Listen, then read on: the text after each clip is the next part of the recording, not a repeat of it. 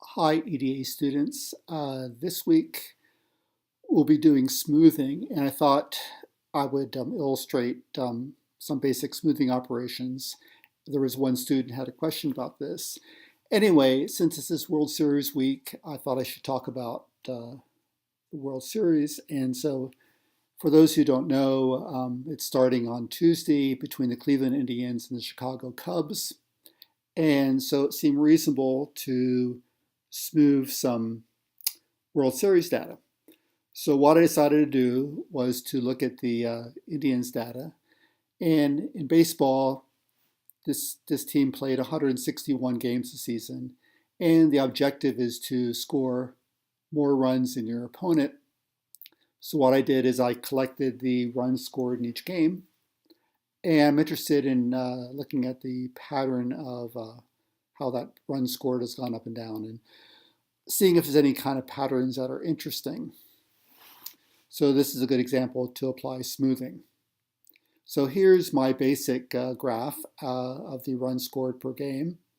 And if you look at this, it's pretty hard to make any sense of this.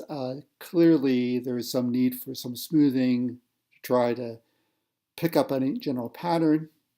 And so our basic method is to do running medians, and we repeat that. We call that 3R. And let's try that for this data. And this is a 3R smooth, and which we show in red. And this looks okay. This is a start. Now there's one issue which Tukey talks about, which is not desirable for this type of smooth, and it's called you get these strange looking hills and valleys, and he calls those. So here's an example of one. This is a too wide valley where the smooth goes from up, down, down, up. And this doesn't seem very natural. And we'd like to improve this. And so, and the process for improving this is called splitting. So let me quickly describe how that works. What we do is we break up that too wide valley into two parts, a left and a right. And then we apply this n-value smoothing operation, which Tukey calls EVS, to each part. And then we smooth over the result, and that is called splitting. And if we do this procedure twice to all the too wide valleys and too wide peaks, then, then that's called splitting, and we do that process twice. So here's the illustration of that. So I take this too wide valley and I break it up into two parts, and I apply n-value smoothing to each part. Now I'm not going to explain the process for n-value smoothing, but it's explained pretty carefully in the notes. Okay, so in this example, it does seem to work. I've shown you the 3R SS smooth, and which we see in blue, and this too wide valley has been removed.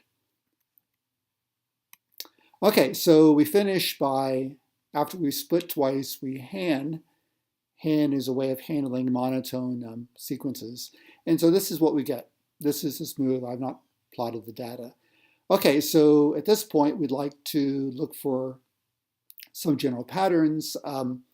One obvious thing you should notice is that the run scored per game goes rapidly from small to large, and so there's a lot of change from game to game, and so a lot of validity or variability in the runs per game.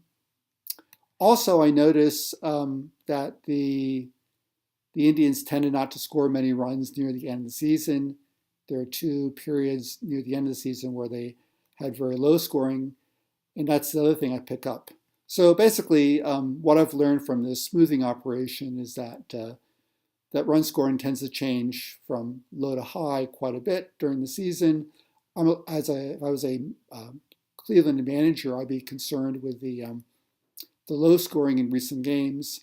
And it may be more an issue in the World Series because they're facing a pretty good pitching team in the Chicago Cubs. Here's a technical note, which has to do with The smoothing is, there's a function called Han, which is one of the functions in the Learn EDA package. And I recently saw that there was a problem that R gets confused with the filter function, which is in the stats package, and the one that's in the dplyr package. And so if you got the dplyr package around, that make it harder to get the Han function to work. So anyway, I've corrected that small problem, and I've modified the Learn EDA package. And so you might benefit from reinstalling the Learn EDA package. Okay, so enjoy your week, and let me know if any more questions pop up.